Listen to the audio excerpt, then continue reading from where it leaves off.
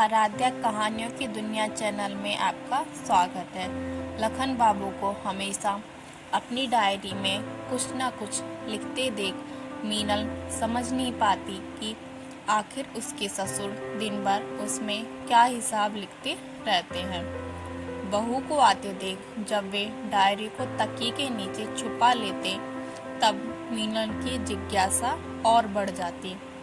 उसे यकीन हो जाता कि जरूर उसके ससुर डायरी में अपनी बहू की शिकायत लिखते हैं।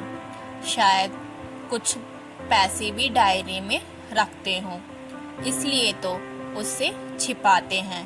लखन बाबू का एक ही बेटा था, रवि।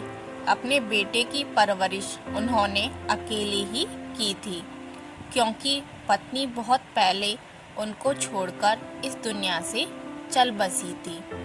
रवि को अपने पापा का हर दुख का अंदाजा था। कैसे उन्होंने उसको अकेले पाला। रवि भी जब अपने पैरों पर खड़ा हो गया तो अपने पिता को अकेले नहीं छोड़ा, अपने साथ ले गया। अपनी सेहत के प्रति जागरूक रहने वाले लखन बाबू खान पान के साथ साथ दोनों वक्त की सैर करना भी कभी नहीं भूलते थे। इसीलिए शादी के बाद मीनल को ससुर के साथ रहना नहीं अखरा। लेकिन एक दिन जब वे बाथरूम में फिसल गए थे और उनकी कूल्हे की हड्डी प्लास्टर के बाद भी सही नहीं हुई, तब उन्हें हमेशा के लिए बिस्तर पर ही रहना पड़ गया। तभी से मीनल उनसे चिढ़ी रहने लगी थी। अक्सर उन पर चिल्लाने भी लगती थी, परंतु उन्होंने कभी कुछ कहा नहीं। मीनल ने बच्चों को भी उनके पास जाने से मना कर दिया था। पत्नी के बदले व्यवहार से रवि बहुत परेशान थे, लेकिन घर की शांति के लिए उन्होंने भी चुप्पी साध ली थी। लखन बाबू को पढ़ने निकलने का बहुत शौक था। आंखों की रोशनी कम हो जाने के कारण उन्होंने किताबें पढ़ना छोड़ दिया था। अपने मन के भावों और विचारों को वे अपनी डायरी में लिख लिया करते थे और जब बहू आती तो उसे अपने तकिए के नीचे छिपा लेते थे। अब उनका अंतिम समय आ गया था। तकिए के नीचे से अपनी डायरी निकालकर उन्होंने बहू मीनल को दी और चिर निद्रा में लीन हो गए। डायरी देखने की मीनल की जिज्ञासा अब शांत हो गई। वह डायरी में पढ़ने लगी। लेकिन यह क्या, डायरी में ना तो रुपये थे, ना ही कोई हिसाब लिखा था और ना ही किसी की शिकायत लिखी हुई थी। उसके ससुर ने तो एक एक पन्ने में अपने अकेलेपन के पल पल की पीड़ा को व्यक्त किया था।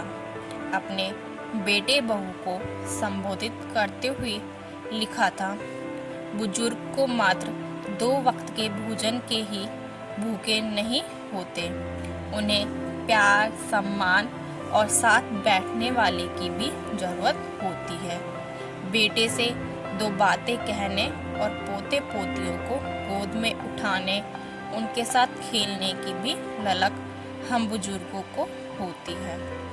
कहीं कहीं पर तो शब्द उनके आंसुओं से धुंधला भी गए थे।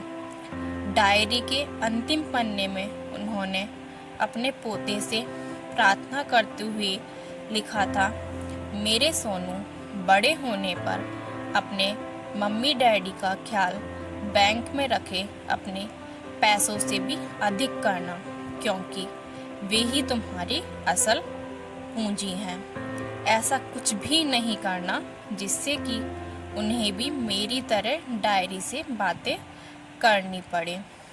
अंतिम वाक्य पढ़ते ही मीनल के आंसुओं का बांध टूट गया। वह फफक कर रो पड़ी।